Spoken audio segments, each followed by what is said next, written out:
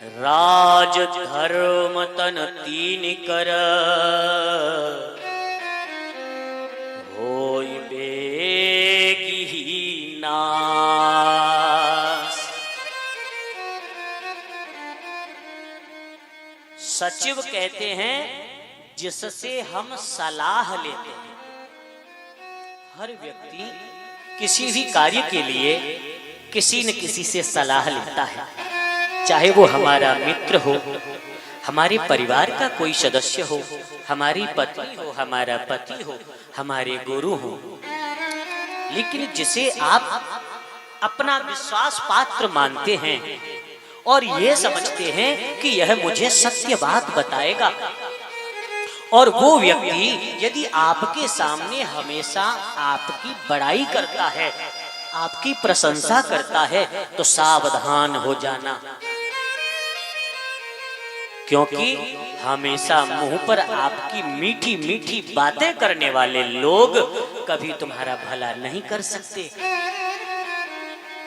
कभी तुम्हारा भला नहीं कर पाएंगे, क्योंकि उनके अंदर सच्चाई को कहने की हिम्मत ही नहीं है।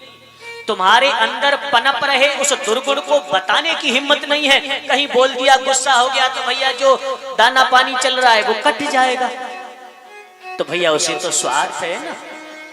तो जहां तुम्हारा शुभ चिंतक, जहां तुम्हारा सलाहकार चापलूस हुआ, तो समझ लेना कि तुम्हारे विनाश को कोई नहीं रोक पाएगा, तुम्हारे जीवन को बिगड़ने से कोई नहीं रोक पाएगा। मेरे कथा प्रेमियों, क्या हुआ, वैद्य के पास आप गए और डॉक्टर ने देखा कि आपको बहुत बड़ी गंभीर बीमारी है, लेकिन विचार किया, अरे यदि इनके सामने ये बात हमने बता दी कि भाई आपको ये परेशानी है, तो ये बहुत दुखी हो जाएगा, तो समझ लीजिए तुम्हारे शरीर का नाश होने से कोई नहीं रोक पाएगा। और ठीक उसी प्रकार आपके गुरुजन भी, संत जन भी, जहां बैठकर आप सत्संग श्रवण कर रहे हैं, और यदि वह आपको आईना नहीं दिखाते तो सावधान हो जाओ, सावधान हो जाओ। जो गुरु केवल आपकी प्रशंसा करें, आपसे धन लेते रहें और कभी भी आपसे आत्म कल्याण के लिए कोई चर्चा न करें, अपने जीवन को समझने के लिए कभी भी आपसे कोई बात न कहें, कोई उपदेश न करें, कोई प्रेरणा न करें, कभी भी कोई संदेश न दें, तो भैया सावधान हो जाना, क्योंकि आपके जीवन पे सबसे बड़ी विपत्ति आ चुकी है। हम लोगों को इतनी आदत हो गई है कि सच्चाई कहने वाला व्यक्ति तो हमारा दुश्मन बन जाता है, उसे हम स्वीकार नहीं कर पाते। लेकिन बंधुओं,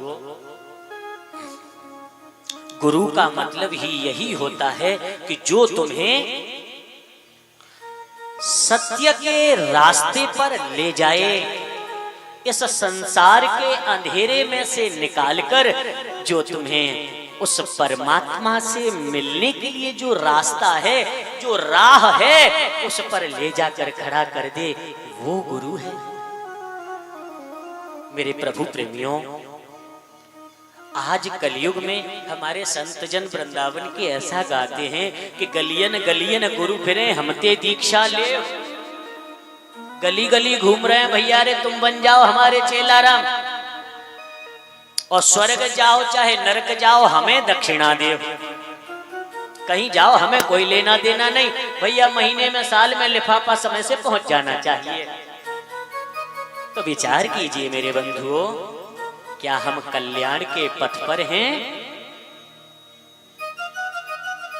तो आज के चेला राम कम थोड़े ही ना है, वो भी वैसे ही है।